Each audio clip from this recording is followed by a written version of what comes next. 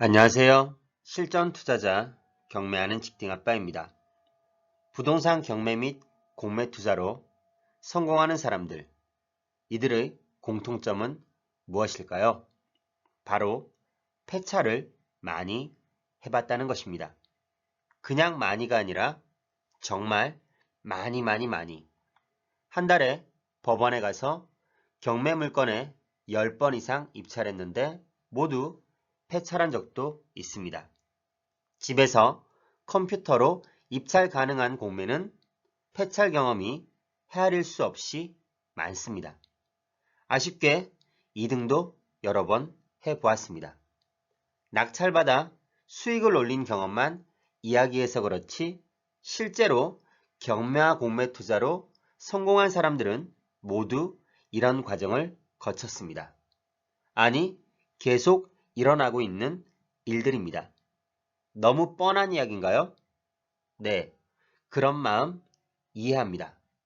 그런데 정말 그렇게 생각하시나요? 그럼 되물어 보겠습니다. 여러분은 얼마나 많은 폐차를 경험해 보셨나요? 폐차이라도 하려면 그 전에 입찰을 해야 합니다. 물건 검색을 하고 입찰을 위해서 얼마나 노력해 보셨나요? 최근 한 달 동안, 최근 1년 동안 돌이켜보시기 바랍니다. 어떠신가요? 열심히 하는 사람들은 작년에도 폐차했고 올해도 폐차하고 있습니다. 이렇게 행동과 실천을 꾸준히 하고 있습니다. 스스로 목표가 있고 방법을 알기 때문입니다. 그러나 대부분의 사람들은 어떻게 하루하루를 보내고 있는가요? 어떻게 살아가고 있나요?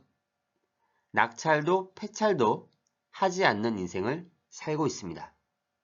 많은 사람들이 재테크에 관심을 갖고 자산을 늘리고 싶어 합니다.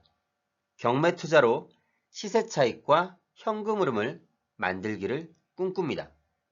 그러면서도 입찰할 생각은 하지 않고 폐차를 경험해 볼 생각도 하지 않습니다.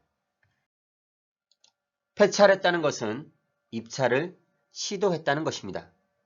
시도했다는 것은 낙찰을 받고 수익을 올리기 위한 시작입니다.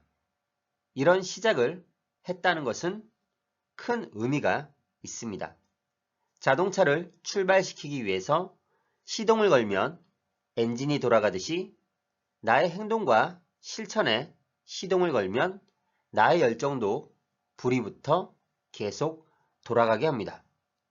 막상 시동을 걸면 운전대를 잡고 방향 설정과 발을 이용해서 속도 조절만 하면 됩니다. 경매 투자도 마찬가지입니다. 올바른 방향으로 나아가기 위해서는 원하는 수익을 얻기 위해서는 일단 시동을 걸어야 합니다. 이런 시작 없이 수익을 꿈꾸는 분들이 너무 많습니다. 폐차를 많이 하는 것, 시도해 보는 것이 중요하다는 사실을 이제 아시겠나요? 그런데 이것이 쉬울까요? 안타깝게도 아닙니다. 매우 어렵습니다. 여기서 말하는 폐찰은 무조건 입찰하고 떨어져 보는 것이 아닙니다. 스스로 입찰가를 산정하는 과정에서 리스크를 체크할 줄 알아야 합니다. 유치권, 법정지상권과 같은 특수물건은 경쟁률이 낮아서 수익이 클 수 있어도 그만큼 리스크도 큽니다. 내가 감당이 가능한지 조사와 분석을 해야 합니다. 해결책을 찾고 들어가야 여유 있게 진행 및 처리를 할 수 있습니다. 만약 리스크가 너무 깊고 큰데 이것이 실제로 닥치면 스스로 무너져 버릴 수도 있습니다. 회복이 불가능한 상태가 되어버립니다. 실제로 이런 특수물건에 도전했다가 경매시장을 완전히 떠난 사람들도 있습니다. 한 번의 도전으로 모든 것이 끝나버린 경우입니다. 따라서 그냥 막 입찰하고 되면 되고 안 되면 안 되는 거지. 이런 마음을 가져서는 안 됩니다. 아무 계산 없이 시도하는 것은 방화복과 산소호흡기도 없이 불구덩이에 뛰어드는 것과 같을 수 있습니다. 경매 물건을 고르는 시작부터 그 물건의 권리 분석과 시세 조사 및 현장 조사를 통해 입찰가를 산정하는 과정을 반복해야 합니다. 노력과 리스크 계산이 필요합니다. 이렇게 해도 막상 입찰 당일에 법원에 가는 것도 쉬운 일이 아닙니다. 직장인이라면 연차를 내야 하거나 다른 사람에게 부탁해서 대리 입찰을 해야 합니다. 이런 준비가 되어 있다면 입찰을 여러 번 시도하고 폐차를 해도 괜찮습니다. 내가 스스로 계산했던 폐차이기 때문입니다. 아쉽지만 나의 수익 기준은 계속 확실해지고 탄탄해지게 되어 있습니다.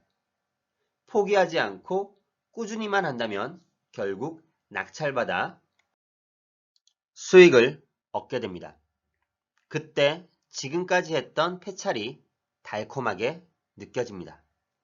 마사지를 받으면 아프지만 한편으로는 시원한 느낌이 들 때가 있습니다.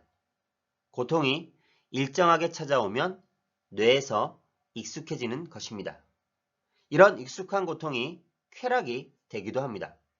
따라서 어려운 일이 계속 이어지면 처음은 놀라고 고통스럽지만 시간이 지나면 할만하다는 생각도 들고 더불어 자신감도 생깁니다. 여러 번 폐차해보면 아쉽고 때로는 바보같이 느껴질 수 있어도 나름 이력이 붙게 마련입니다. 사실 실패에 대한 고통보다 무엇인가 최선을 다하지 못한 고통이 몇 배 더 클 때가 꽤 있습니다.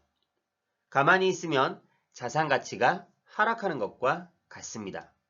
벼락거지라는 말도 있었죠. 그래서 결과적으로 단순한 실패는 시간이 지나고 나면 달콤한 고통이 되고 말아버립니다. 경매에서 폐찰은 나를 변하게 하고 방어하게 하고 생각하게 만들어서 계속 발전시킵니다. 나아가 이 세상은 실패로 가득 차 있습니다. 그리고 다행히 그것을 이겨내는 일들도 가득 차 있습니다. 대부분의 성공한 사람들은 어제를 힘들게 보냈습니다. 그리고 오늘도 힘들게 보냅니다. 내일도 역시 고통스러울 것을 알지만 모레는 아름답다고 믿습니다. 그러나 어제도 오늘도 힘들었던 많은 사람들이 내일이 무서워서 고통을 받아들이지 못하고 오늘 그냥 끝내버리고 맙니다. 그냥 결과와 겉모습만 보고 판단해서는 안 됩니다.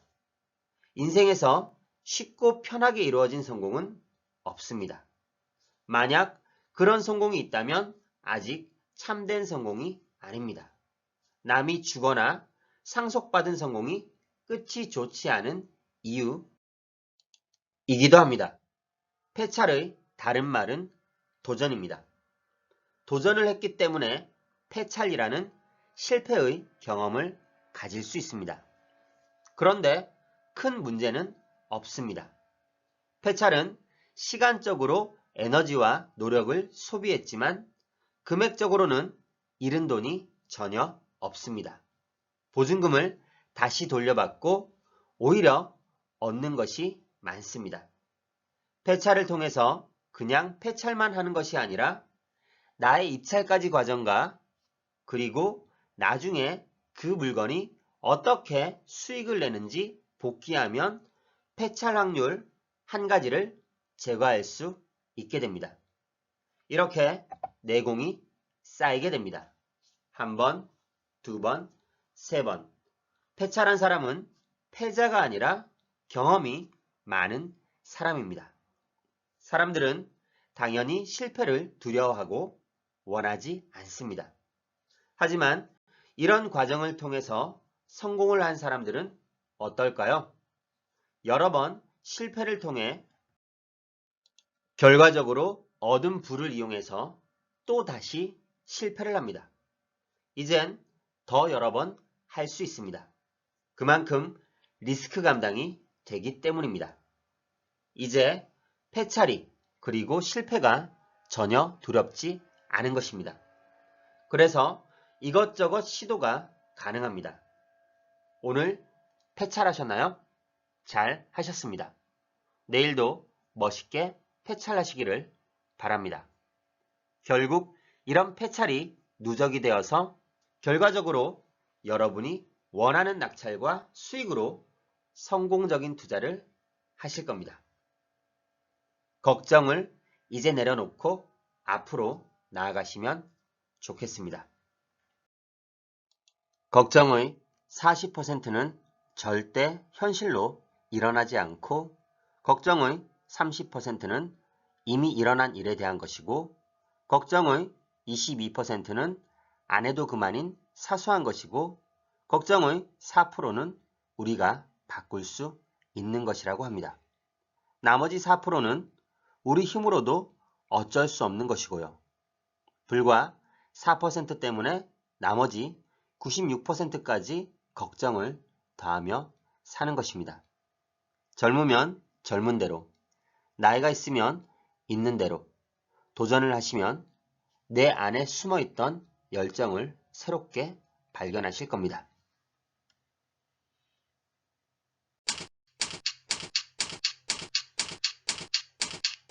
아래 메일 주소로 보내주시면 빠르게 답변 드리겠습니다.